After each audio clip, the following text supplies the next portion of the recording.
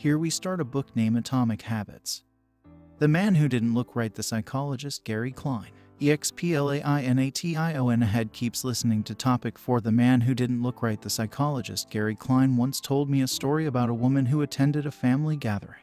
She had spent years working as a paramedic and, upon arriving at the event, took one look at her father-in-law and got very concerned. "I don't like the way you look," she said. Her father-in-law, who was feeling perfectly fine, jokingly replied, "Well, I don't like your looks either." "No," she insisted. "You need to go to the hospital now." A few hours later, the man was undergoing life-saving surgery after an examination had revealed that he had a blockage to a major artery and was at immediate risk of a heart attack. Without his daughter-in-law's intuition, he could have died. What did the paramedic see? How did she predict his impending heart attack? When major arteries are obstructed, the body focuses on sending blood to critical organs and away from peripheral locations near the surface of the skin. The result is a change in the pattern of distribution of blood in the face. After many years of working with people with heart failure, the woman had unknowingly developed the ability to recognize this pattern on sight. She couldn't explain what it was that she noticed in her father-in-law's face, but she knew something was wrong. Similar stories exist in other fields. For example, military analysts can identify which blip on a radar screen is an enemy missile and which one is a plane from their own fleet, even though they are traveling at the same speed, flying at the same altitude, and look identical on radar in nearly every respect. During the Gulf War, Lieutenant Commander Michael Riley saved an entire battleship when he ordered a missile shot down, despite the fact that it looked exactly like the battleship's own planes on radar. He made the right call, but even his superior officers couldn't explain how he did it. Museum curators have been known to discern the difference between an authentic piece of art and an expertly produced counterfeit, even though they can't tell you precisely which details tipped them off. Experienced radiologists can look at a brain scan and predict the area where a stroke will develop before any obvious signs are visible to the untrained eye. I've even heard of hairdressers noticing whether a client is pregnant based only on the feel of her hair. The human brain is a prediction machine.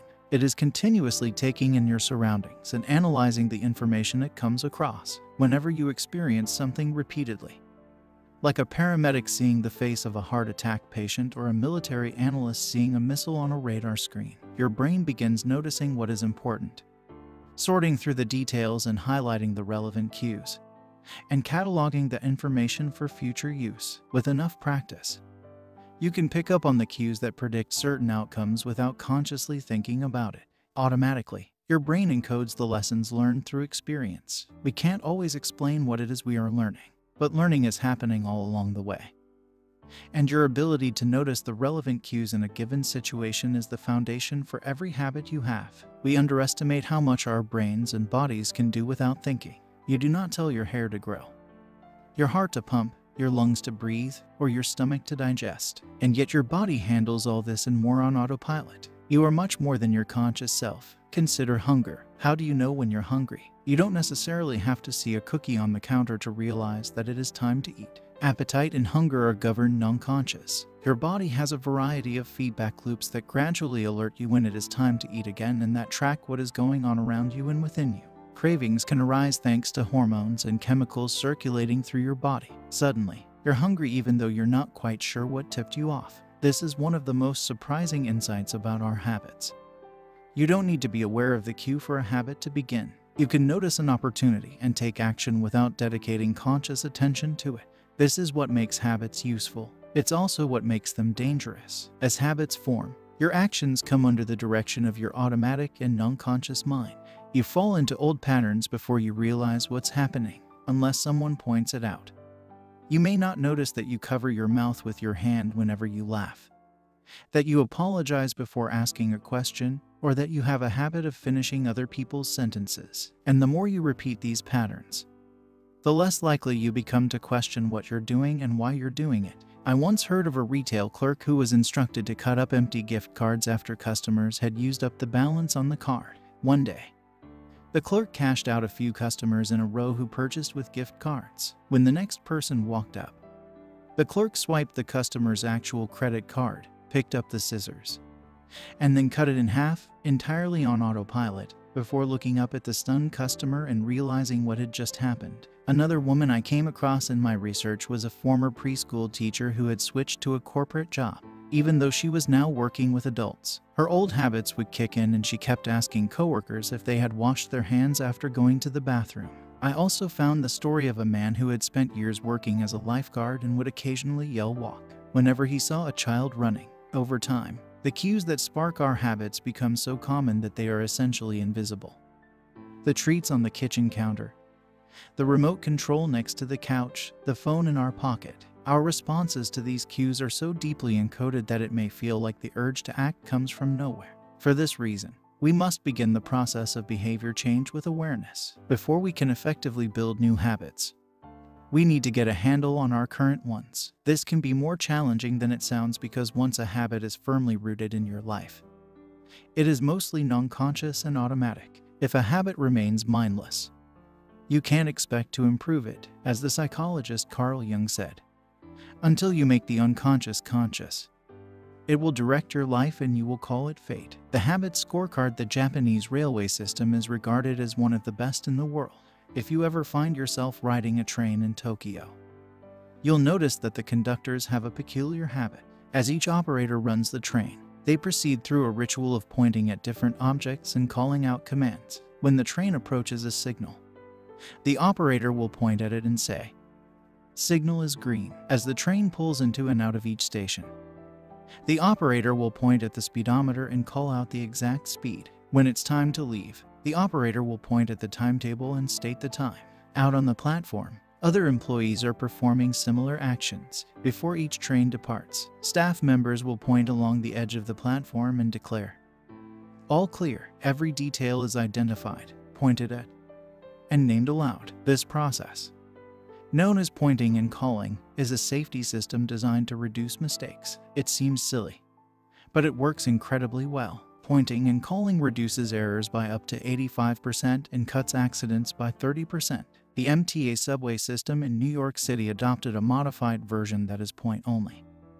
And within 2 years of implementation, incidents of incorrectly berthed subways fell 57%. Pointing and calling is so effective because it raises the level of awareness from a non-conscious habit to a more conscious level. Because the train operators must use their eyes, hands, mouth, and ears, they are more likely to notice problems before something goes wrong. My wife does something similar. Whenever we are preparing to walk out the door for a trip, she verbally calls out the most essential items in her packing list. "I've got my keys, I've got my wallet, I've got my glasses, I've got my husband." The more automatic a behavior becomes, the less likely we are to consciously think about it. And when we've done something 1,000 times before, we begin to overlook things. We assume that the next time will be just like the last. We're so used to doing what we've always done that we don't stop to question whether it's the right thing to do at all.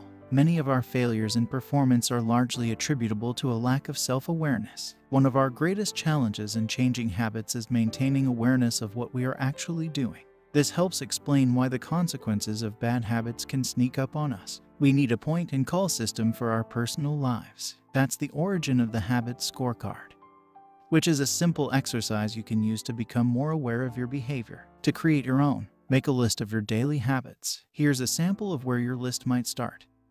Wake up, turn off alarm, check my phone, go to the bathroom, weigh myself, take a shower, brush my teeth, floss my teeth, put on deodorant, hang up towel to dry, get dressed, make a cup of tea, and so on. Once you have a full list, look at each behavior and ask yourself, is this a good habit, a bad habit, or a neutral habit? If it is a good habit, write plus next to it. If it is a bad habit, write. If it is a neutral habit, write equals. For example, the list above might look like this. Wake up equals turn off alarm equals check my phone. Go to the bathroom equals weigh myself plus take a shower plus brush my teeth plus floss my teeth plus put on deodorant plus hang up towel to dry equals get dressed equals make a cup of tea. Plus the marks you give to a particular habit will depend on your situation and your goals. For someone who is trying to lose weight, eating a bagel with peanut butter every morning might be a bad habit. For someone who is trying to bulk up and add muscle, the same behavior might be a good habit. It all depends on what you're working toward. Scoring your habits can be a bit more complex for another reason as well. The labels good habit and bad habit are slightly inaccurate. There are no good habits or bad habits. There are only effective habits. That is, Effective at solving problems. All habits serve you in some way, even the bad ones, which is why you repeat them. For this exercise, categorize your habits by how they will benefit you in the long run. Generally speaking, good habits will have net positive outcomes. Bad habits have net negative outcomes. Smoking a cigarette may reduce stress right now,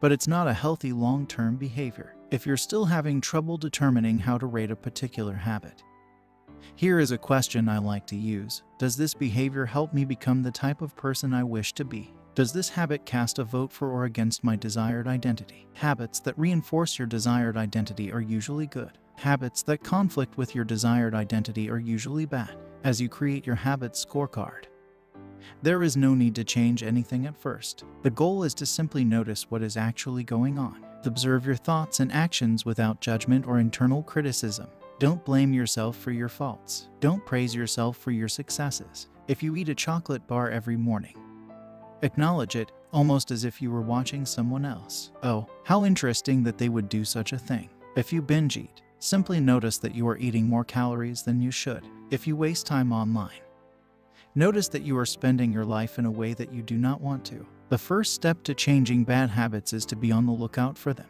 If you feel like you need extra help, then you can try pointing and calling in your own life. Say out loud the action that you are thinking of taking and what the outcome will be. If you want to cut back on your junk food habit but notice yourself grabbing another cookie, say out loud, I'm about to eat this cookie, but I don't need it. Eating it will cause me to gain weight and hurt my health. Hearing your bad habits spoken aloud makes the consequences seem more real. It adds weight to the action rather than letting yourself mindlessly slip into an old routine. This approach is useful even if you're simply trying to remember a task on your to-do list. Just saying out loud, tomorrow, I need to go to the post office after lunch, increases the odds that you'll actually do it. You're getting yourself to acknowledge the need for action, and that can make all the difference. The process of behavior change always starts with awareness. Strategies like pointing and calling in the habit scorecard are focused on getting you to recognize your habits and acknowledge the cues that trigger them, which makes it possible to respond in a way that benefits you. Chapter summary: with enough practice, your brain will pick up on the cues that predict certain outcomes without consciously thinking about it. Once our habits become automatic, we stop paying attention to what we are doing. The process of behavior change always starts with awareness. You need to be aware of your habits before you can change them. Pointing and calling raises your level of awareness from a non-conscious habit to a more conscious level by verbalizing your actions. The habit scorecard is a simple exercise you can use to become more aware of your behavior. This topic ends here. Next chapter in next video. Keep learning, keep going. Don't forget to like and subscribe for more information.